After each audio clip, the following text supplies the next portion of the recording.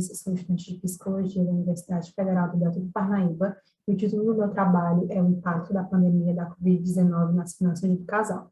A minha orientadora foi a professora doutora Sandra Elisa de Assis Freire. Nós podemos perceber que a pandemia da Covid-19, ela gerou uma série de impactos. Entre esses impactos, a gente consegue perceber uma maior instabilidade financeira e aumento da inadimplência de empresas e famílias, como também o aumento de problemas emocionais, alterações comportamentais, aumento do estresse, como também problemas relacionados à saúde mental. Dessa forma, nós podemos perceber que a conjugalidade, ela define a forma como as finanças elas vão ser administradas pelo casal. E é interessante ressaltar dois construtos. O primeiro é a pressão econômica, que diz respeito às dificuldades e preocupações referentes às finanças, como também a infidelidade financeira, que é o fato de mentir ou omitir questões relacionadas ao dinheiro para o outro cônjuge.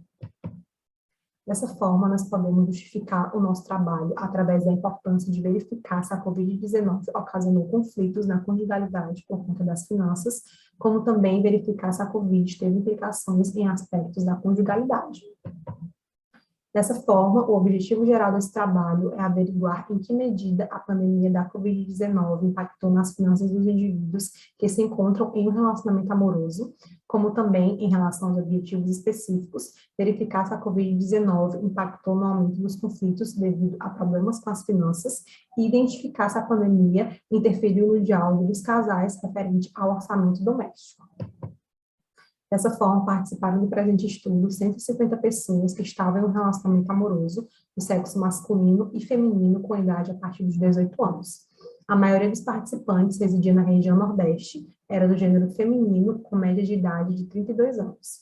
Em relação aos instrumentos, foi construído um questionário online através do Google Docs, em que foram adicionados as escalas de pressão econômica, estresse frente à Covid e infidelidade financeira, com respostas do tipo Likert. Também foram adicionadas perguntas abertas e dicotômicas sobre a pandemia e também um questionário sociodemográfico. Vale lembrar que esse projeto ele foi submetido e aprovado pelo Comitê de Ética e Pesquisa da Universidade Federal do Piauí, e aos participantes foi apresentado o termo de consentimento livre e esclarecido. Em relação aos programas utilizados, foram utilizados dois, o SPSS e o Iramutec. Em relação aos resultados, nós podemos perceber uma correlação positiva entre os três fatores abordados no presente estudo, ou seja, os resultados demonstraram que quanto mais os indivíduos experienciavam o estresse frente à Covid, mais eles cometiam a pressão econômica, como também quanto maior o estresse frente à Covid-19, mais esses indivíduos eles tendiam a ter comportamentos de infidelidade financeira. E a correlação também foi positiva entre a pressão econômica e a infidelidade financeira. Então, esses resultados, eles demonstraram que quanto mais os casais, eles apresentavam comportamentos de infidelidade financeira, mais eles sentiam uma pressão econômica.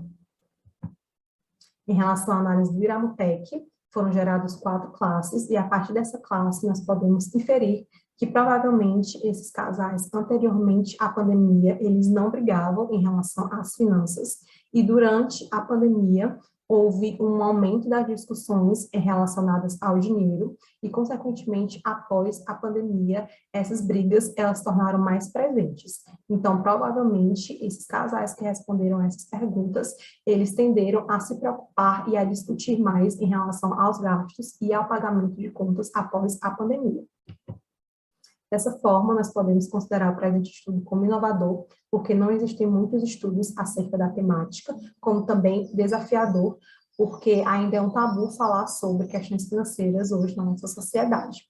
Em relação às limitações do estudo, nós podemos perceber um número não tão expressivo de respostas comparada às formas como o presente estudo foi divulgado, e talvez essas limitações sejam devido ao grande número de pesquisas que foram divulgadas durante o período da pandemia.